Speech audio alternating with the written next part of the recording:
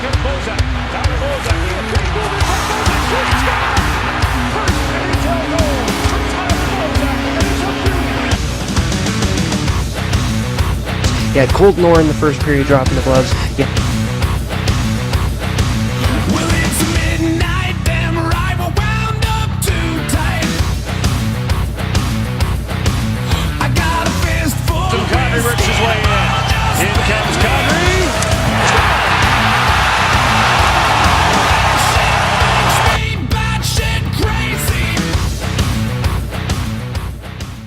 It's the Intermission on www.ourleafs.com and leafspace.com. Also available on Facebook and Twitter and MySpace. I'm your host, Brado. Thanks for tuning in. Now, the last time I made a video, the Toronto Maple Leafs were at the draft, and at that time, they were discussing whether or not they were going to trade Thomas Kaberle. So I suppose you could call this episode the Thomas Kaberle staying but not staying but is staying trade special. Yeah. So, Sunday passed, Monday passed, Thomas Kaberle is still Toronto Maple Leaf. Can anybody say that they're surprised? I'm frankly not. Thomas Kaberle is one of the best puck-moving defensemen in the league. Okay, so he's not a Bobby Orr or a Nicholas Lidstrom who's going to put up 80 points a season, but he does have a heck of a shot, and he knows how to pass the puck very well. He can be a quarterback on the power play, and is probably one of the best defensive skaters in the game. While many Leaf fans wanted Thomas Kaberle to be traded because we need depth up front, with the lack of goal scoring, besides Versteeg and perhaps Kessel, many thought that Kaberle would be traded for at least a top 6 forward. Unfortunately, the bargaining price was probably prospects and picks, something Burke has stated that he's not interested in, as Burke is not interested in waiting 4 or 5 years to get to the playoffs. No, he wants to get to the playoffs now. And while Brian Burke has done a pretty good job in remolding this team, he's obviously solidified the goaltending with Jean-Sébastien Giguère, and of course now we have the monster in there as well. He acquired Armstrong, Versteeg, and beefed up some of our forward lines, and of course if you look at the defensive core this year, we're definitely going to be strong in the back end. The problem though again is scoring. We lack it. There wasn't anybody in the free agency, so again the speculation was Kaberle would be traded. My best guess though, like I said, is that Kaberle was probably being offered for prospects and picks, something Burke is not interested in. Which brings me to my next point. Leaf fans are divided into two sides. We have our negative Nancys and our positive Peters. Allow me to explain the difference between the two. The negative Nancys hate the team, hate the coach, hate the GM, hate everything about what's going on with the Toronto Maple Leafs. We start 0-7 and they say, oh, well, season's over, turn the TV off. They just are so negative.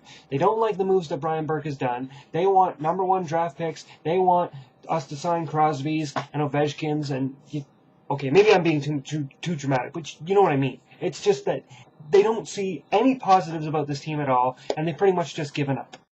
The positive Peters, however, are a little bit different. They are positive, and they see the good in things. Things like when Brian Burke makes a move to, say, get Phil Kessel, a young 30-goal scorer at the age of 22, signing Dion Phaneuf, Giguère, going on a 4-game winning streak, and sticking with the team through the good and the bad. I mean, at 0-7 last year, who honestly thought the Toronto Maple Leafs were going to start on a 7-game losing streak? Positive Peters, though, are also very supportive of the team and see the good in this kind of situation. For example, with Thomas Kaberle staying, it does present itself as a good situation. Of course, the negative Nancys are going to say, oh, man, we could have had a top 6 forward, we could have had 3 draft picks, what the hell is going on?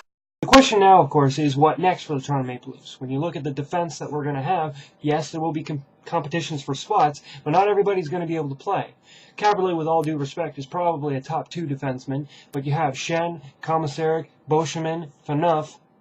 That only leaves really 2 open roster spots to fight for. Perhaps we can move Kaberle to the forward position. Although Brian Burke has suggested that other players could be traded, such as Miguel Grabowski, possibly Luke Schenn, or any other player that would benefit the team. Of course, Brian Burke has also stated that he is not afraid to buy out someone's contract and send them to the Marlies if it benefits the team. But, as Brian Burke said yesterday on the Fan 590, this is probably the team that you see right now that is going to start training camp.